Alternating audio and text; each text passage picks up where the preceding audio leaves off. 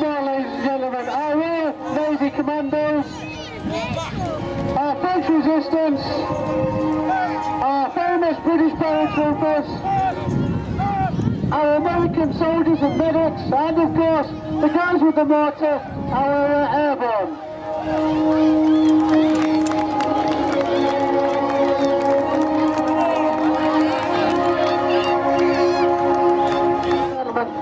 The German army as well, our Welshman and Panzer Grenadiers.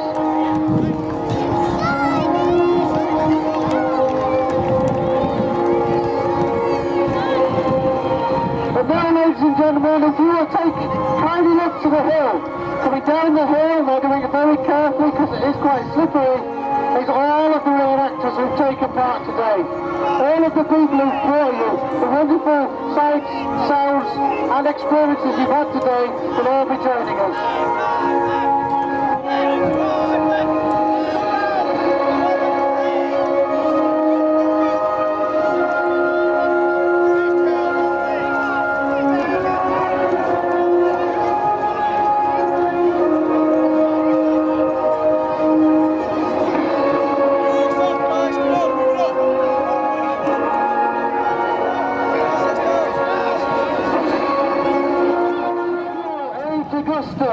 From 100 years BC, our Roman legionaries who gave us that amazing display all with their early artillery. Ladies and gentlemen, the Legio 8 Augusta are Romans. Let's have a massive round of applause for these guys.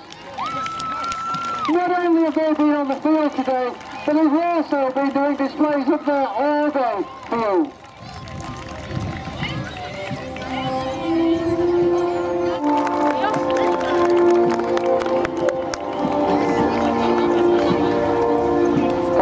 From them, ladies and gentlemen, we have the massed forces of the Confederacy and the Union from the American Civil War Society, who brought us cannons and mass volley fire. Let's have a round of applause for the American Civil War boys there.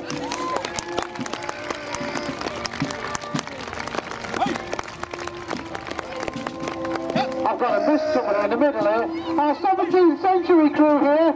Now, they went on the battlefield, but they spent all day busily showing people swordplay from the 17th century, and they've been very busy there. So a round of applause for our 17th century footsteps of our fathers.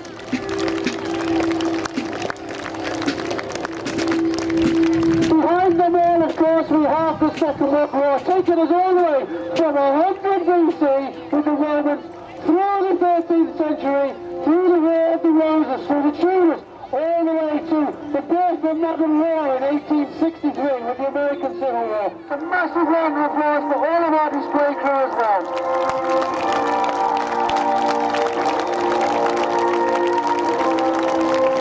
It's at this stage, ladies and gentlemen, that I must also thank some people you don't see. Can I? Massive thanks to all of the pyrotechnic crew who've made all the bangs happen. They're not here because they're actually clearing up now. Ladies and gentlemen, can we have a special round of applause for our pyrotechnic crew?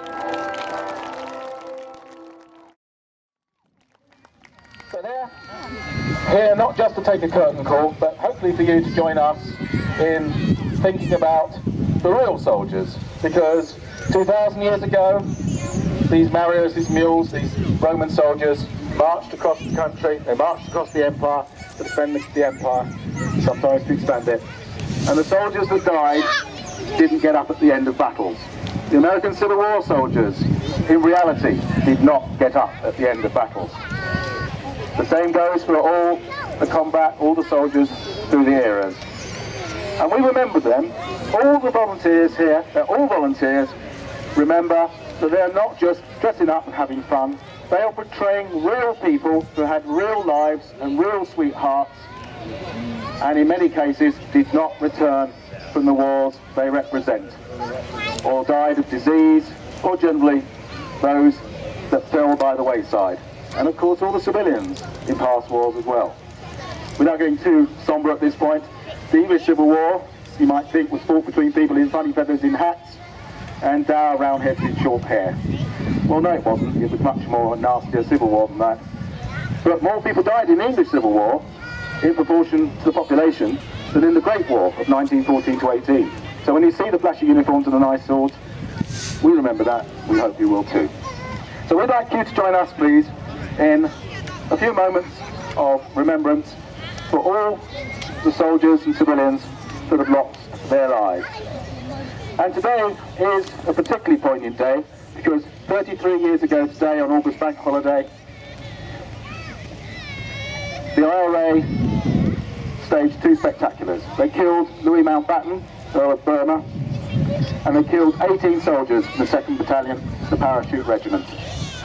And since then, of course, many more British servicemen have lost their lives in combat abroad and in civil unrest. So we'd like to remember them as well. And to do this, first of all, we're going to ask Cormac from the American Civil War Society to step forward and play us a Piper's Lament. And then we're going to hold a minute's silence, which we do hope that you will join us in observing.